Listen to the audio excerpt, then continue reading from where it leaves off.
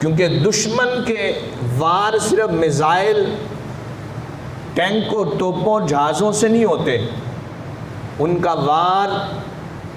اپنے مد مقابل قوم کی جمعیت کو توڑنا بھی ہوتا ہے، ان کے اندر بے اعتمادی کی فضا کو قائم کرنا، ان کے اندر مایوسی ڈالنا، اور ان کے اندر طرح طرح کے شکوک و شبہات داخل کرنا تاکہ قوم متزلزل ہو۔ تو اس لیے دشمن کے وہ وار تو ہمارے ان جوانوں نے روکنے ہیں، جہازوں کے وار، ٹینکوں کے وار، ڈرونز کے وار، وہ ہماری پاک فوج نے روکنے ہیں، لیکن ان کے یہ وار جو بے اعتمادی کا وار، مایوسی کا وار، شکوک و شبہات کا وار، اور جو غلط افواہوں کا وار ہے، اس کو ہم نے اپنی یکجہتی، یونٹی اور پر اعتماد فضا کے ساتھ ان کے اس وار کو ناکام بنانا ہے، اور بیک زبان ہو کے اپنے اس وطن کے دفاع کے لیے اپنی زبان سے جملے نکالنے۔ کیوں؟ اس لیے نہیں کہ یہ وطن ہمارے آباء و اجداد کا وطن ہے، اس لیے نہیں کہ اس وطن میں ہماری زمینیں ہیں، اس لیے نہیں کہ اس وطن میں ہمارے رہائشی مکان ہیں، اس لیے نہیں کہ اس وطن میں ہمارے بینک بیلنس ہیں، اس لیے نہیں کہ ہمارے کاروبار، ہماری نوکریاں، ہماری ملازمتیں اس وطن میں ہیں، نہیں، اس لیے کہ یہ وطن ملک پاکستان، اس کا دفاع کرنا ایسے ہی ہے جیسے اللہ کی نعمتوں کا دفاع کرنا۔ ملک پاکستان اللہ کی نعمتوں میں سے ایک بہت بڑی نعمت ہے ہمارے پاس، اور اس لیے کہ یہ اسلام کا قلعہ ہے، اس لیے کہ دشمن نے پاکستان پر وار نہیں کیا، اس نے اسلام پر وار کیا ہے۔ اور یہ دو ملکوں کی جنگ نہیں، یہ دو نظریوں کی جنگ ہے، یہ کفر اور اسلام کی جنگ ہے۔ ہمارے دشمن کے ساتھ پورا کفر کھڑا ہوا ہے، کیونکہ ملک پاکستان یہ صرف ایک ملک نہیں ہے، بلکہ دنیا کے 57 اسلامی ممالک کی امید ہے۔ یہ ایک وطن نہیں ہے، دنیا کے اربوں مسلمانوں کی ایک امید ہے۔ اس لیے یہ دو وطنوں کی جنگ نہیں ہے، بلکہ ایمان اور کفر کی جنگ ہے، اسلام اور کفر کی جنگ ہے۔ اور یہ سب آپ نے دیکھ لیا کہ ڈرونز آئیں تو وہ اسرائیلی ساخت کے ڈرونز ہوں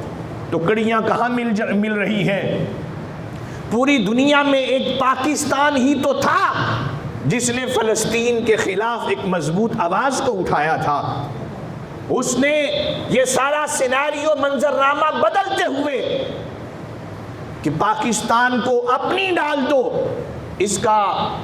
جو ذہن ہے، اس کی سپورٹ ہے وہ فلسطین سے ہٹ جائے، لیکن اسے کیا پتا ہو کہ مسلمانوں کی تاریخ کیا ہے۔ جنگ یرموک پڑھ کے دیکھیے، جب چند فوجی زخمی ہوئے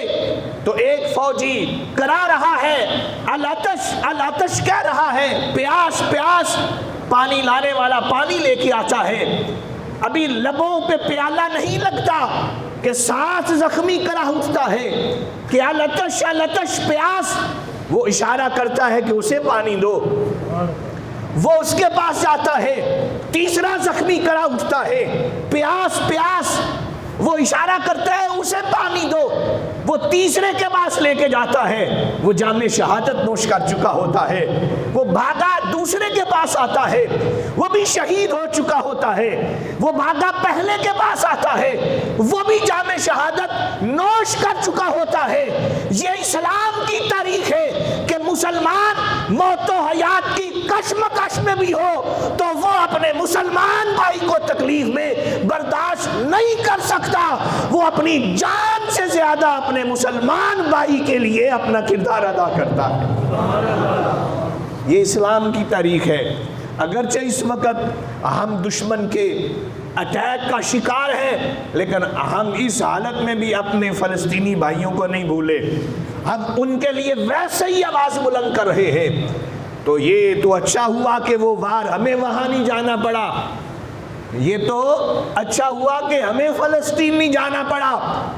وہ جنگ ادھر ہمارے قریب لے آئے۔ اور یہ ممکنات میں ان کو کیا پتا ہو کہ پاکستان کے مسلمان تو اس جنگ کا انتظار کر رہے ہیں، انہوں نے تو احادیث میں غزوہ ہند کی بشارتیں پڑھی ہوئی ہیں، اس میں شامل ہونے والے کے لیے نبی تو جہاں تاجدار کائنات کی زبان اقدس سے جنت کی بشارتیں نکلی ہوئی ہیں کہ جو غزوہ ہند کے موقع پر اپنی جان مال اولاد کے ساتھ شرکت کرے گا، میں محمد مصطفیٰ اس کے لیے جنت کی بشارت دیتا ہوں۔ ان کو کیا پتا ہو کہ آج کا مسلمان تو اسی غزوہ ہند کی تیاری میں بیٹھا ہے، وہ تو انتظار میں بیٹھا ہے۔ یہ تو اچھا ہوا یہ جنگ قریب آ گئی،